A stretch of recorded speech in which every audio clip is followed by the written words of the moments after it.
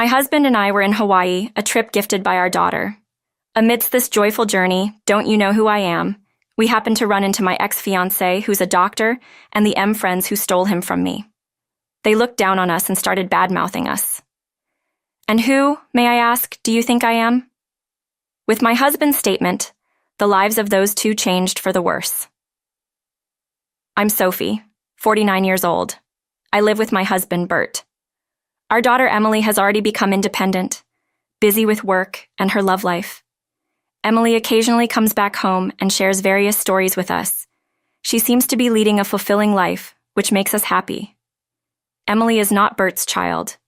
Her real father passed away due to illness when Emily was just 4 years old. It was a profoundly sad time for us, and it took a while to recover. However, thanks to a certain individual, we were able to enjoy life again. Well, that same person would later betray us 19 years ago. What my husband has suddenly collapsed and was rushed to the hospital for emergency admission.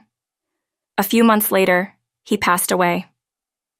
Initially, I couldn't accept this reality and spent my days in gloom, barely able to take care of Emily. Working was out of the question. Let's go to the hospital, Sophie. My mom, Nicola, who came from my parents' home out of concern, suggested I see a psychiatrist. You've been through a lot. Dr. Nicholas, who treated me, was incredibly empathetic. This psychiatric clinic was run by Dr. Nicholas and his father, treating a large number of patients as a 2-person team. It was always busy because of the sheer volume of patients. Despite everything, Dr. Nicholas showed concern for Emily, who suddenly lost her dad and suggested she attend sessions with me. Back then, I was overwhelmed with my own problems. I was so consumed with my own issues that I didn't realize Emily was also hurting, and I blamed myself. I'm such a failure as a mom. Maybe it'd be better if I weren't around. It's understandable to lose sight of everything when you suddenly lose a partner you've been with for years. Dr. Nicholas never invalidated my feelings. He provided not only medication but also mental care. Please come in right away if anything happens. If it's difficult to come to the clinic, please call this number. I received a business card with a phone number written on it. It's Dr. Nicholas's number. Although I thought it might be a bother to actually call, I also felt that I would want to rely on it in truly desperate times. Once, when I was mentally solo that I consider leaving this world and leaving Emily behind, I called Dr. Nicholas for advice. He listened without interrupting my tearful words, offering various pieces of advice and words of encouragement, which greatly relieved me. As I was about to hang up, "Oh, if it's okay with you, I can give you my ID so you can send me messages." Dr. Nicholas and I started exchanging messages, and thanks to that, I gradually regained my spirits. Days without remembering my husband increased, and finally I recovered enough to return to work. Thank you, Dr. Nicholas. It's all thanks to you. I sent a message of gratitude to Dr. Nicholas. Then, if it's all right with you, Sophie, I'd like to be there for you in your personal life too. What? I never imagined Dr. Nicholas had feelings for me. I understand you're a widow and heartbroken, but to be honest, I fell in love with you at first sight. I really like you. I would never leave you. Would you consider being in a relationship with me? His sudden confession took me by surprise. I wasn't aware of Dr. Nicholas's affections, but I couldn't believe he would do this for just a patient. Dr. Nicholas is handsome and brand conscious. I couldn't see why he would prefer a single mother like me. There must be more fabulous women interested in someone like him. I conveyed my honest feelings to Dr. Nicholas. You're the only one for me. I can't even think about other women. To hear him say this, considering the significant role Dr. Nicholas played in Emily's life, I happily started dating him. But in hindsight, it was risky for a doctor to pursue a patient, especially one immersed in brands. Yet, he confessed to me, a single mother living a life far from the world of luxury brands, which should have been a red flag. About a year into my relationship with Nicholas, formerly known as Dr. Nicholas, I want to support Sophie and Emily for life. He proposed. After thorough discussions with Emily, we joyfully got engaged. Nicholas was very affectionate towards Emily, They would even go to the park together on weekends. Today, I met Rachel at the park again. Her mom, Cindy, and Nicholas were treating the whole time. Nicholas was also good at interacting with the mom friends, which made me trust him completely. Even though we're not married yet, you're already getting involved with the mom friends. Thank you. When I expressed my gratitude, Nicholas laughed. Nicholas, that's normal. Once we're married, right? It's just the natural thing to do. I thought Nicholas was truly magnanimous and amazing. Then, one day, amidst our happy life, Mom, Rachel was saying that Nicholas is going to be her dad soon, since he's going to be Emily's dad too. That's going to be tough. What? I was momentarily stunned, but then I thought it was just a child speaking. Nicholas is fond of children and good at taking care of them. Plus, he's popular with them. So maybe Rachel just liked Nicholas and said that. It could be pretend play. So I didn't pay that much attention to it. But that night, I'm sorry. But let's forget about the marriage. Nicholas broke up with me. I was confused and immediately asked him why. Actually, I've fallen for someone else, I said. So Emily's words flashed through my mind. Don't tell me it's Cindy, Rachel's mom. As I said this, Nicholas froze, his face turning pale. Seeing Nicholas's flustered reaction, it seems he had planned to break up with me without mentioning Cindy. After all, Cindy is married, yet he still made a move on her. You're going after a married woman, and not just any woman, but the mom of Emily's friend. You're betraying me and Emily for Cindy. That's despicable, I pleaded with Nicholas, fighting back tears. Shut up! What I said. Shut up! I was shocked by Nicholas's sudden change. Fortunately, Emily was staying at my parents' house at the time. Cindy is more beautiful than you, and we're more physically compatible. Besides, you've been rejecting me lately because of Emily. To think he chose Cindy for such reasons. Who initiated it? If it was Nicholas, that's truly absurd. Even so, it's questionable if Cindy was the one who initiated it, despite Nicholas having a fiancé and Cindy having a husband. While I was still in shock and contemplating everything, Nicholas, unprovoked, made a terrible remark to me. Basically, I was drawn to the idea of a grieving widow. I liked your appearance. Well, your clothes and hair were a bit poor-looking. But a widow's appearance really hit my fetish. I wanted to mess you up. It was terrible. He never loved me for who I was. I continued treating you because I didn't want another doctor to take you away. It was a miscalculation that you recovered so well. Maybe that's thanks to my skills as a doctor.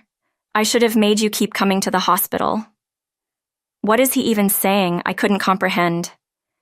And as Nicholas continued his verbal abuse, it didn't take long for me to be utterly disillusioned with him. Enough! Let's break up. And of course, you'll pay compensation for breaking off the engagement. When I demanded compensation, Nicholas momentarily showed surprise but seemed desperate to be with Cindy. Well, I'm a doctor and money is no object for me. Here, take it with your dirty appearance. You should go to a beauty salon. Oh, but you'll be a single mother now, so maybe not. And so ended my relationship with the despicable Nicholas. I also demanded compensation from Cindy. Being a single mother, you'll need money. Fine, I'll donate this to you. In return, I'll take Nicholas without any hesitation. Bye, greedy, poor person. I was never particularly close with Cindy to begin with, but I never imagined her character could be this bad. At this point, it seems these two are a perfect match for each other. In fact, I even think that it was probably for the best that Cindy took Nicholas away. And then, Cindy apparently got divorced, and within 2 months, both she and Nicholas had left town. However, since Nicholas's father's clinic was in the area, they likely haven't moved far away. By the way, Rachel, who was excited about Nicholas becoming her dad, is actually under the custody of Cindy's husband. Apparently, it was too difficult for Cindy's husband to raise Rachel alone, so he also moved back to his parents' home. This news, of course, made Emily burst into tears. I don't want Nicholas to leave. More than being upset about Cindy taking Nicholas away, I was heartbroken seeing Emily cry. I sincerely wish for those two to be unhappy. I had never felt such a desire for someone's misfortune before. And after everything that happened in the past, now at 49, I'm very happy. I thought I was done with men, but then I met someone by fate and remarried. He's nothing like the despicable Nicholas, a truly wonderful man who cares deeply for both Emily and me. His name is Bert, 53 years old. Although he's usually busy with work, he frequently makes time for family. Now that Emily is independent and it's just the two of us, we are living like newlyweds. Then one day, here, take this and go enjoy Hawaii. I read tickets to Hawaii from Emily, who got a bonus. She even booked the hotel for us. Oh no, that's too much. Aren't you coming with us, Emily? It's a token of my appreciation for all you've done, so go enjoy it. Together, we took Emily's kind offer and decided to go on a trip to Hawaii. Our first overseas trip as a couple was incredibly fun. After a long day of sightseeing, we headed back to our hotel. Huh, is that Sophie? Recognizing someone in such a place, as I turned towards the voice. What, Nicholas and Cindy? To my surprise, Nicholas and Cindy, who betrayed me, were at the same hotel we were staying in. Who's that? Nicholas pointed to Bert and asked. My husband, as I responded. Both of them started laughing. You remarried, but your new man looks, I don't know, kind of poor. They suddenly insulted Bert. True, Bert isn't fussy about his looks and rarely wears brand name clothes. Excuse me, but what brand is that outfit? Nicholas spoke in a clearly condescending tone. This shirt is from... The moment Bert mentioned the name of a clothing chain store, the two of them burst into laughter. What, you shop there? You're poorer than I thought. Unbelievable. Isn't that the store where only really broke people shop? The two of them mocked a person they just met.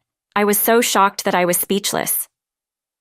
You seem to be struggling with money, yet you're on a trip to Hawaii. Are you sure that that's okay? Bert responded to Nicholas's question. Well, actually, it's a gift from our daughter, which we're very grateful for. Bert's smile and composure showed a mature response. Daughter? You mean Emily. She's already an adult, but it's pathetic begging your own child for a trip to Hawaii. If you're going to beg, ask for clothes, not a trip. Exactly, Sophie. Still living a poor life even after getting married. Isn't that crazy? Their rudeness was too much. I was so infuriated that I was about to retort in the next moment. Excuse me, but Sophie is not poor. Well, it's questionable to berate a stranger. I cannot tolerate insults towards Sophie. Bert stood up for me. Huh, what are you trying to prove, poor man? Do you even know who I am? I'm a doctor, Nicholas boasted, while laughing. Really? You're a doctor? Bert calmly inquired further. Yes, I am, the sole son of a clinic owner. I'll be taking over as the head's actor soon. Impressive, right? Nicholas boasted arrogantly. Doctors are rich and can choose any woman they want. You poor people are in a different league. You just look poor. I couldn't stand to listen to Nicholas's words. However, Cindy, all the while, wore a nasty smirk. You keep calling me poor, but who do you think I am? Bert asked Nicholas, clearly exasperated. Just some poor guy, right? In just this short time, I heard Nicholas use the word poor so much that it made me wonder if it was his catchphrase. I was utterly exasperated. He really looked down on people. However, Bert then said something that completely changed Nicholas and Cindy's smug attitudes. I think I'm quite well off, actually. I run a pharmaceutical company. What? Yes, Bert had inherited a major pharmaceutical company from his father. He even supplied Nicholas's hospital. Shocked, Nicholas realized who Bert was. No way. You're the president of the company we rely on? Seeing Nicholas's expression, Cindy started to panic.